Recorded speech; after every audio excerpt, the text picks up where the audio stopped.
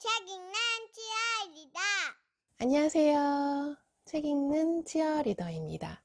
오늘은 책 싫어하는 아이가 재미있게 볼 수 있는 책을 소개해 드리려고 해요. 먼저 신간으로 나온 책을 소개해 드릴게요. 브레드 이발소인데요. 혹시 TV 시리즈로 나온 브레드 이발소를 혹시 보신 적이 있으신가요? 저는 아이들이 브레드 이발소를 보고 있을 때 옆에서 잠깐 봤는데 캐릭터들이 너무 귀엽고 너무 웃기고 이 이야기 자체가 너무너무 재밌더라고요. 브레드 이발소는 정말 남녀노소가 누구나 다 재미있게 볼 수 있는 그런 TV 시리즈가 아닌가 싶습니다. 브레드 이발소를 좋아하는 아이라면 정말 무조건 읽을 책이에요. 서점에 아이를 데려갔더니 저 7살 딸아이가 이 책을 2권을 고르더라고요. 아이들이 선택하는 책은 언제나 옳습니다. TV 시리즈에서 한 번씩 다 방영되었던 이야기인데요. 그 이야기들 중에서 가장 재미있고 가슴 따뜻하고 훈훈한 이야기들만 모아서 이렇게 책으로 출간했습니다. 아무래도 TV에서 봤던 친근한 캐릭터들이 나오기 때문에 책 읽기 싫어하는 아이들도 너무나 재미있게 그리고 처음에 시작을 할 수 있을 것 같아요. 책을 싫어하는 아이들은 책을 아예 거들떠보지도 않게 되잖아요. 이 책은 그런데 일단 잡고 읽기 시작합니다.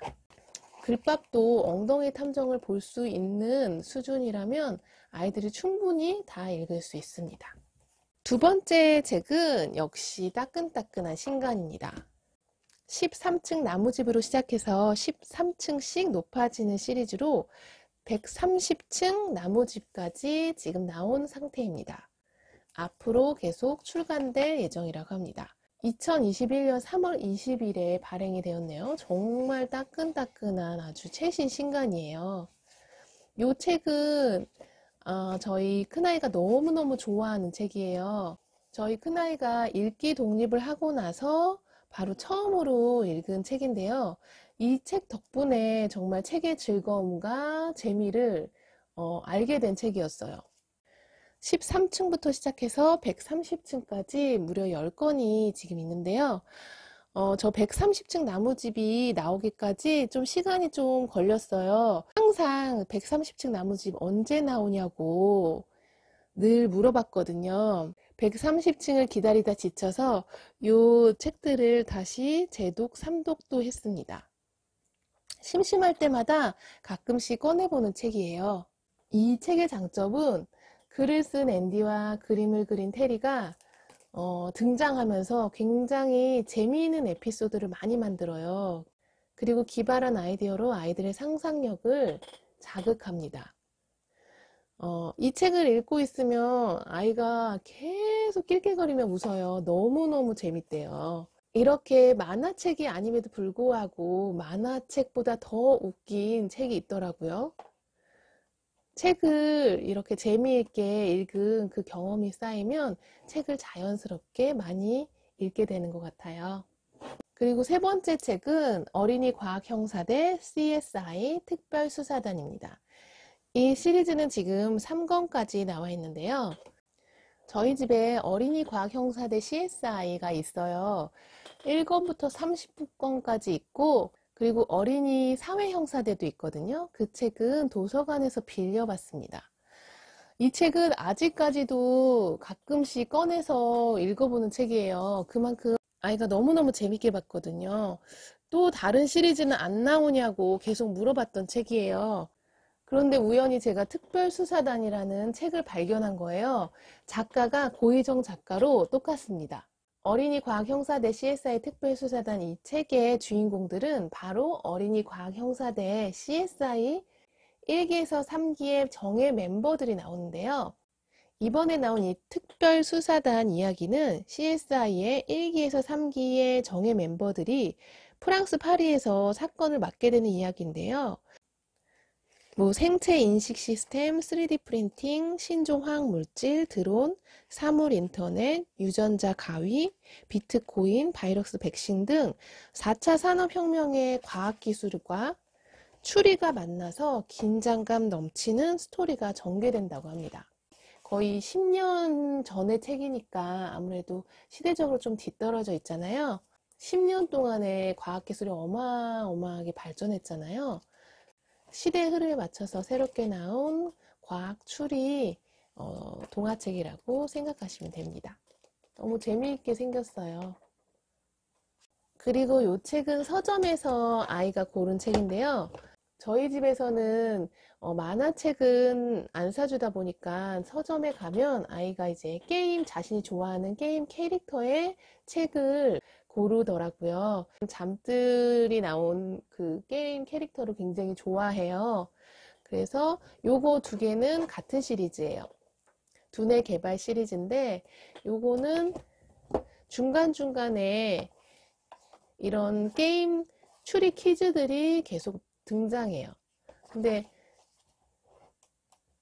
추리 퀴즈들이 그렇게 뭐 단순하거나 쉽지 않더라고요. 좀 난이도 있는 추리들이 나옵니다. 만화 같은 그림도 나오고 하니까 지루할 틈이 없겠죠. 저희 아이는 이제 잠들을 좋아해서 잠들 스토리북을 굉장히 많이 보는 편인데 아이가 어떤 걸 좋아하는지 한번 잘 살펴보시고 만약에 게임을 좋아하거나 모험을 좋아한다거나 아이들이 좋아하는 뭐 장르가 있다거나 아니면 아이들이 만화책으로 꼭 보는 그런 캐릭터가 있다거나 그러면 그 키워드를 잘 살펴보시고 그 키워드가 들어가 있는 이런 스토리북이나 줄글책을 한번 추천해 주세요. 그리고 요거는 잠들TV 오리지널 스토리북인데요. 이 스토리북도 4권의 시리즈가 있더라고요. 첫 번째 시리즈는 밤을 보는 눈이랑 초능력 세계여행, 그리고 수상한 이웃집, 수상한 이웃집 플러스가 있는데요. 밤을 보는 눈은 테마사 이야기더라고요. 그리고 수상한 이웃집은 인간 잠들이 각별, 공룡, 수연, 라더, 덕계라는 수상한 이웃들을 만나서 그들의 정체를 한번 파헤쳐보는 그런 이야기더라고요. 이 오리지널 스토리북은 이렇게 대화체에 그 캐릭터의 얼굴들이 나와서 누가 이야기하는지 쉽게 알 수 있게 해놨더라고요.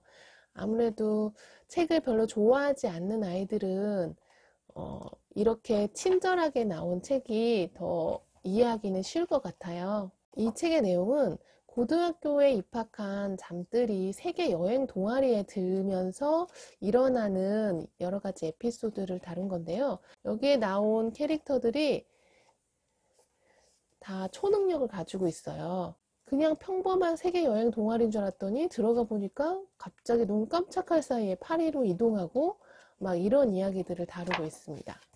마지막 책은 처음 읽는 역사 동화인데요. 1권은 이선비 한양에 가다, 2권은 이선비 성균관에 들어가다, 3권은 이선비 한옥을 짓다, 4권은 이선비 혼례를 치르다, 5권은 이선비 과학을 배우다, 6권은 이선비 암행어사 되다, 7권은 이선비 한의학을 펼치다, 8권은 이선비 장터에 가다, 9권은 이선비 의궤를 만들다, 그리고 10권은 이선비 지도를 만들다. 아직 10권은 저희가 구매하지 않은 상태입니다. 아이가 이 책을 너무너무 재미있게 읽었어요. 제목만 봐도 아시겠지만 조선시대 이선비를 통해서 우리나라의 역사와 문화를 이야기 속에서 자연스럽게 알려주는 동화책입니다. 글밥도 그렇게 많지 않죠. 그리고 이렇게 그림이 중간중간 들어있고요. 이렇게 중간중간에 한번 정리하고 가는 코너가 있습니다.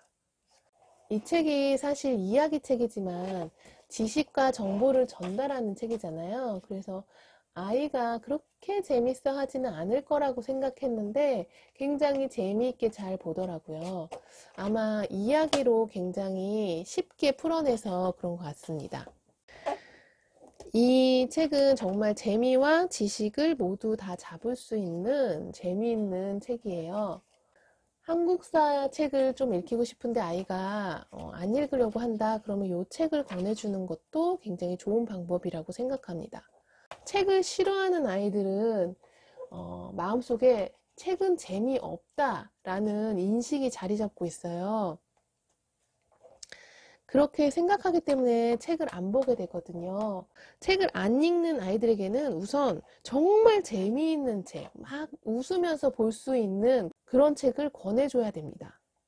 우선 책이 주는 즐거움과 재미를 느낄 수 있어야지 책을 들게 되고 그리고 보게 되거든요.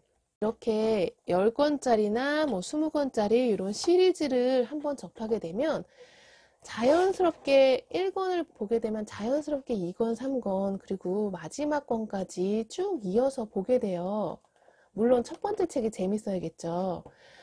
그렇기 때문에 자연스럽게 책 읽는 습관을 이어나갈 수가 있습니다. 그래서 저는 재미있는 시리즈를 잘 찾으셔서 시리즈를 먼저 보여주시는 것도 정말 좋은 방법이라고 생각해요. 아이가 게임 또는 뭐 TV 시리즈를 만화 캐릭터를 좋아한다면 그 캐릭터가 등장하는 스토리북을 추천해 주시면 아마 반드시 읽을 거예요. 반드시 만화책이 아니고 스토리북이어야 합니다. 왜 만화책은 안 되냐면요. 만화책을 읽게 되면 그림을 보게 되잖아요. 그러면 상상력이 제한됩니다. 원래 책을 읽으면 자신의 머릿속에서 상상을 하게 되거든요. 사람들이 기억하고 그 기억을 오래도록 간직하는 거는 글로 저장하는 게 아니라 바로 이미지, 사진처럼 된 이미지를 기억하는 거거든요. 책을 읽게 되면 글로 된 묘사나 서술 같은 것을 사진처럼 이렇게 찍어서 저장을 하게 됩니다. 이미지화 시키는 거죠. 그런 것을 훈련하는 데 굉장히 좋습니다. 그렇게 이미지로 저장된 것은 정말 오래오래 남아요. 자기가 상상을 하면서 캐릭터의 모습이나 그런 풍경, 배경 이런 것들을 자기가 다 상상해서 이미지화 시킬 수 있거든요.